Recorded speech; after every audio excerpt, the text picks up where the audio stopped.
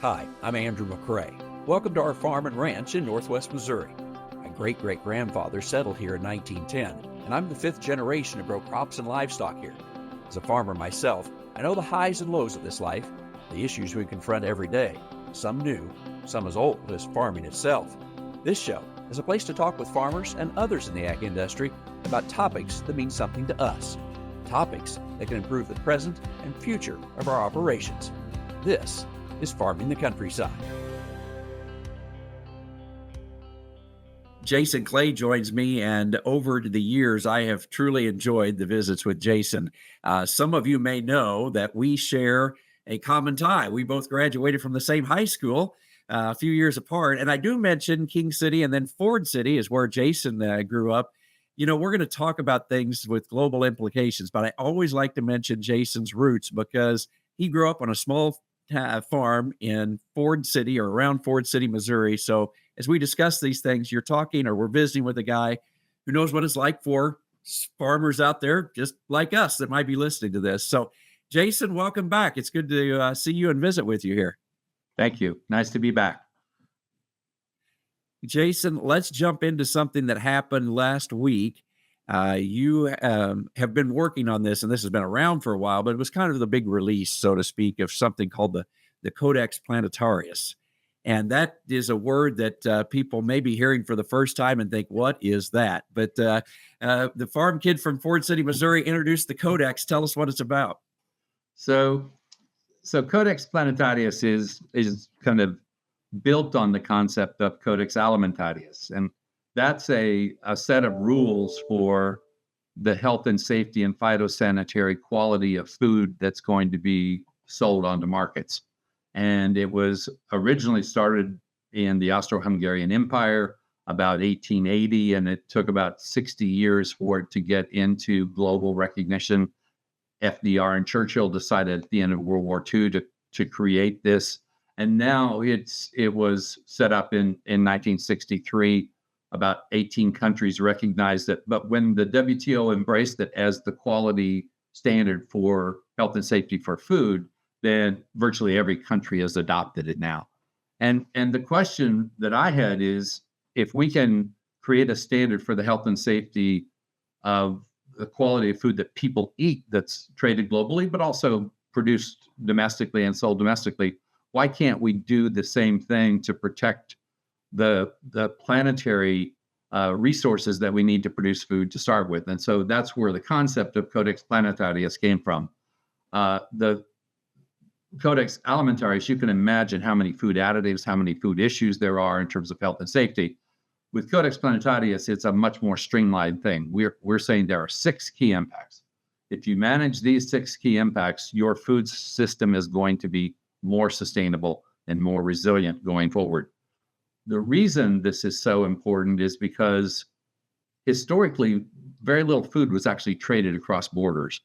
And I think in 1980, 7% of globally produced food was traded across borders. By 2020, we had doubled the amount of food produced from 1980, but we had quadrupled the amount that was being traded globally. And so in 2020, 30% of all the food that's produced is sold to other countries. And that means that about 50 to 60 countries are now pretty dependent for food security on globally traded food. And more countries are becoming more dependent as populations increase and they don't have the resource base. So we got to figure out how to maintain that resource base, not just for the exporting countries, but also for the importing countries that depend on those foods. And so the idea of Codex is to set not a standard for what would be sustainable, but more a standard for what is unacceptable. Because what we have found is that the bottom 10 to 20% of producers of any commodity produce about 60 to 80% of the impacts. And so if you want to reduce those impacts, you focus on the bottom, not the top. And we've been doing it totally differently. You know, we've been trying to encourage the top and get the markets to grow in that direction, but we still have not been addressing the bottom. The other thing is they only produce, those 10 or 20% only produce about 5% of the product because they're less efficient. And so we need to either get them better find another use for that land that they can make money on or get them out. And so we have an opportunity now. I think about half of farmers globally are 54 years old, and about half of ranchers are 64 years old. And so we have a natural point here where there is a lot of people who are trying to retire, who are thinking about retiring, who are not making the investments they might need to make to be more sustainable. If there was a way that they could find to make a living by sequestering carbon or by creating better stream flow or year-round stream flow or reducing soil erosion, then they might be able to make money by managing the land in that way. It's kind of like the Conservation Reserve Program has done this, in part. It's taken the idea of this really came out of that, where the U.S. took, I think, eventually about 8% of ag land out of production and reduced soil erosion by 50% for the whole country. And this is the kind of thing that we're talking about in the 60 to 80% range of getting those small producers out. So it would be a global program. It would have to be run by governments. It's not going to be anything connected to an NGO. So the group I work for is not trying to brand it or anything. We're trying to get a discussion started here because we don't think we want a system where global trade undermines local resources, because we need those local resources, and countries exporting need those resources today, but they also need them tomorrow and the next day to maintain production. And so if we're all going to depend more on trade for food, then we need to start investing in it.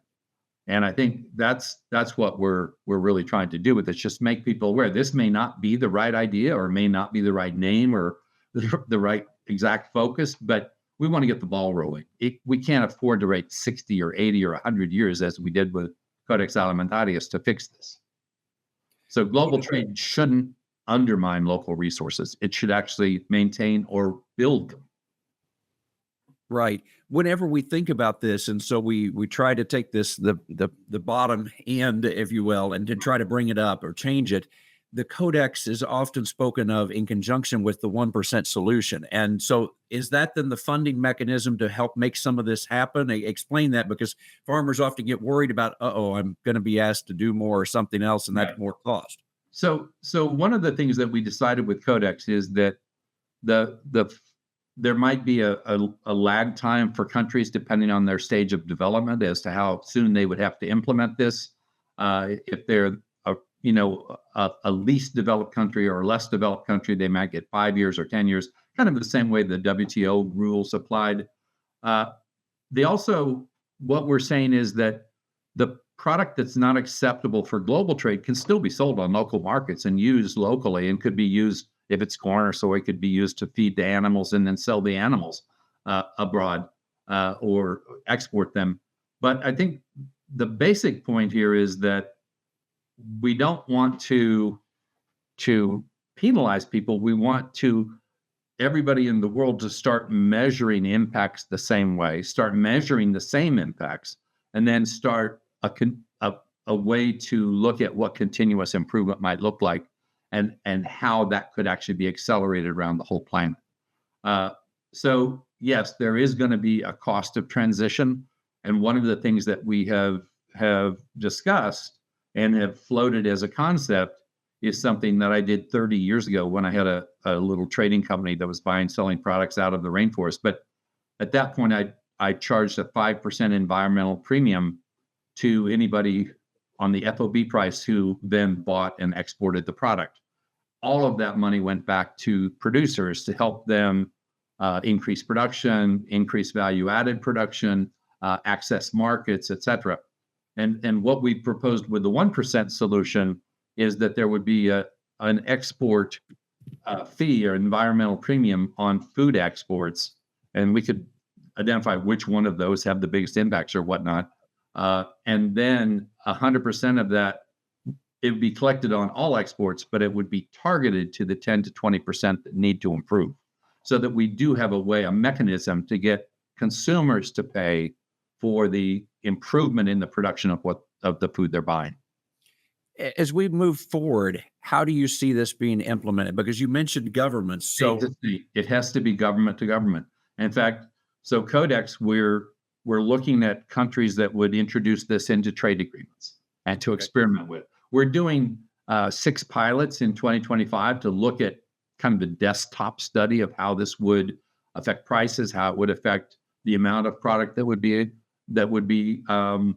exported, what it would look like depending on the commodities that were affected by it, all that. Right now, we're thinking about commodities. We're not thinking about fresh or leafy grains or fruit or nuts or anything like that. We're thinking about, the basic calorie crops that are exported and some of the proteins, because this is what is dominating trade more. And so if we can figure out how to make those more sustainable, then we've got a jump start on the whole system. And then it depends on where you focus. So if you take the top crops like wheat and cereal grains and oil seeds and sugar and probably palm oil and maybe beef, I don't know if pork or poultry, you get mostly the impact by looking at the feed sources. So we're really trying to look at just a few things that would trigger this response. But if you look at the top 15 crops that are in the diet, 15 countries export between 75 and 90% of those. And so this is not a huge number, at least to start with, to make sure that the base, the countries we depend on the most, are investing in becoming more sustainable in the face of climate change. Because the other thing about Codex is that this is a mechanism. It's not a one and done thing. It's not like you collect the fee one time and you invest it and you fix that impact and you're done. With climate change, we know the impacts are going to continue and we know they're going to vary. And what we know the science we have today is going to be overtaken by the science of tomorrow in terms of what we measure, how we measure it, et cetera. This is to create a system that allows us to respond to those changes, allows us to respond to weather variability, et cetera. One of the reasons that the private sector is interested in this in particular is because they've spent the last 20 years trying to line up supplies of resources around the world, and they have trusted suppliers that represent 50 or 60% of what they buy. And then as they need, they will buy more on spot markets.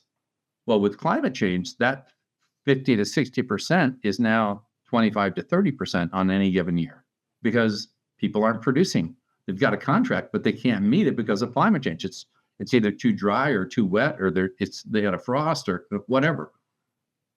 This is about figuring out a system where governments are guaranteeing a minimum performance and that certain issues are being addressed within the country so that the companies don't have to worry when they have to buy 75% on the open market.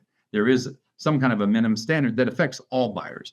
So it would affect Chinese buyers as well. It's not something that's voluntary, like the European and the US companies decide to do it and the rest of the world doesn't. That's not going to be really a system that works. We're trying to figure out how to change the system, but how to use the market mechanisms to actually do that. I want to make sure that we get to several topics here. And one of them that was quite interesting when you and I corresponded was something you wrote about school bonds versus food bonds. Explain that. Well, so look, we both grew up in a small town. And it's interesting to me that small towns all over the Midwest and rural areas in general, they all have school bonds, and they use the school bonds to finance the school and all the things that are on the uptake, et cetera. But if you look at other communities, they have school bonds, but they also have other bonds to bring companies in, to bring in industry, et cetera. And what struck me is that Midwestern communities, if you look at the population levels of counties, they've been dropping since about 1920 as a result of mechanization and then just expansion of the size of farms and all kinds of things. But so what they're producing as exports are crops and kids. So is there a way to actually attract the kids back? So could you, if you begin to change, so you're not just producing corn and soybeans, but you're, say, producing lentils or you're producing other types of goods, at least partly, could you then begin to sell those under a brand? And could you set up a company that would do value-added processing, could organize the genetics that a company wanted to buy, or have a joint venture with a company to develop some brands. Could communities or even counties with 2 or 3 communities working together begin to look at this as a way to create jobs, to create value-added production, to have markets for new crops that they don't currently have markets for, and find another way to make a living, because farmers are not going to be growing the same crops in 25 years they are today. And so how do we make that transition work for farmers and for the food system?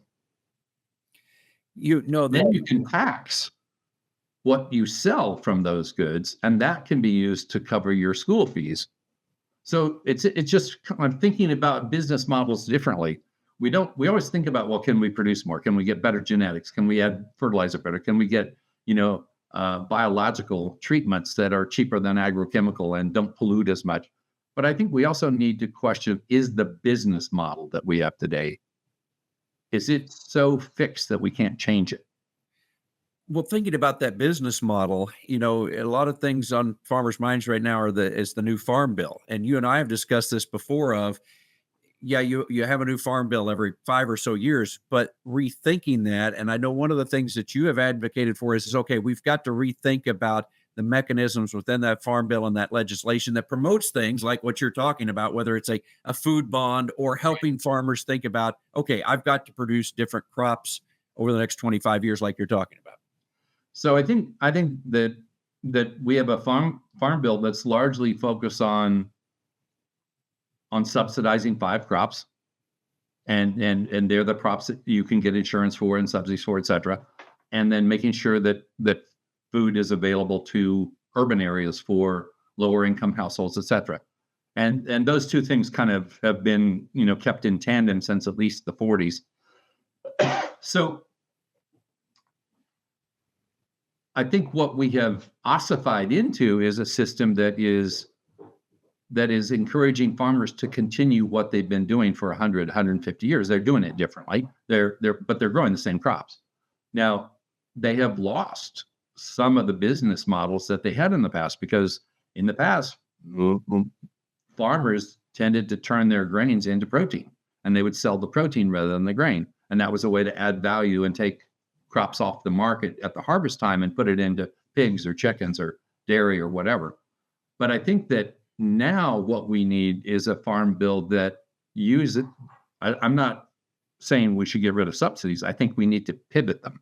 We need to pivot them to the farming that we need in the future, not the farming we needed in the past.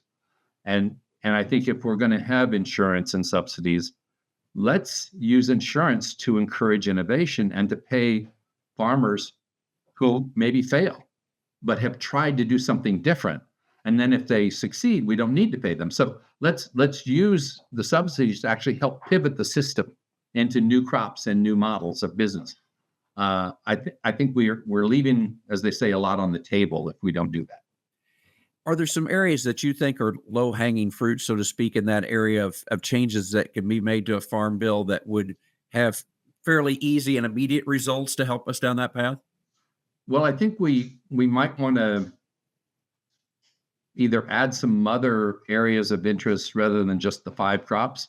But I think one opportunity is that we know that production as we know it in California is changing. They don't have enough water. Land and labor are both a lot more expensive. That is going to be shifting. We have started looking at the mid-Delta area, Arkansas, parts of southeast Missouri, maybe Tennessee and parts of northwest Mississippi. And we're looking at it. It's got the exact same amount of farmland as California. And a lot of it is laser leveled for irrigation because there's a lot of rice in that area. But could we begin to use that area to produce some of the crops that can't be produced in California anymore? But if we do, could we then use some of these community bonds or other ways to organize both farmers, value-added production, and even labor so that it becomes a 12-year production cycle rather than people moving in and out of farming and labor moving out of farming? Can we start addressing more issues by thinking about it as opposed to building it over 100 years the way California happened. If we start with a blank sheet of paper, and the air is not a blank sheet of paper, there are things going on there, but if we came with a plan of how you could, one community at a time, begin to think differently about this, and then you've got access to the Mississippi for shipping stuff out.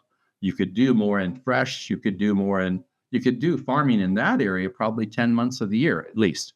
And with hoops and with other things, you could actually get more. But if you move north into Missouri and some of the traditional corn belt, I think there's still a lot more you could do in transition. We were just, speaking about, can you do two crops? Can you do not just the traditional two crops of oats or wheat early, or clover or some other kind of seed crop, and then soy or corn later, but could you do a crop before August and a crop after August? Maybe the last crop would have to be a 60, 75-day crop to get it, off the ground, say in early November. But as the growing season changes and temperatures rise around the country, are we going to be thinking about those kinds of strategies? Jason, to wind up here, let me put you back in the shoes of the Ford City farm kid. And for those of us out there that are on the farm, why should we look at this change as something good and something that could be beneficial to us? Because often we hear about change and think, but I know what I do, and these are people far away that are making me do stuff I don't want to do. Fair enough. I totally agree with that. And ideas are just that. They're ideas. They need to be tested, et cetera. But here's where I think the Farm Bill and USDA and the farm organizations, where's the repository of information about what farmers are doing today to respond to climate change? There isn't one. Where's the platform that farmers that are in a certain state can talk to about what crops are being experimented with? What are the costs? How do you stagger those costs so that you can, recoup some expenses in one place and invest them in others? Farmers need to talk to farmers. They need information from farmers. They don't need information from outsiders like me or experts even, but we don't have those platforms set up yet. And I think farmers will trust other farmers more. They're not going to go in whole hog, but change is going to happen. And the question is, do you want to be on top of it, or do you want to be responding to it? And it seems to me that you don't want to be first, but you don't want to be last either. Well, it appears to me that there could be tremendous opportunity in this. Change is always a bit disturbing if we feel it's done to us, but there's the phrase change done by us can be exhilarating. It appears that there's some opportunities for change that could be very beneficial to farmers out there. Well, the climate is changing. I mean, that's kind of hard to deny, and it's not changing in a linear way. It's a very, disjointed way with extreme events and other things, and we'll see how linear the increased temperature becomes. But El Nino and La Nina are having bigger effects than they've had in the past. We've seen more tornadoes, more hurricanes, et cetera. So I think that all of this is going to affect crop production. You don't want to just jump on things, but if you can find what other people have been doing and how it's worked for them, I think it'll help you make a transition in a more thoughtful way, and one that you have more control over. Jason, I always appreciate the time, and I know folks can look you up online, and you're always out there writing and sharing information as well. Is any certain place they need to go to find out more? They can just go to World Wildlife Fund's website, and under the Markets Institute, they'll find a newsletter they can sign up for, get information every week about what's happening globally in the food system. And there might be something in those newsletters that isn't going to be something a farmer could use in the Midwest, but it's something that might change the way a farmer in the Midwest is doing their own farming. And so for me, it's not, I don't tell people what to think. I try to help them understand how to think differently. Always good to visit, and especially with somebody that knows where Ford City, Missouri is. Okay. Take care. Thank you. Bye-bye.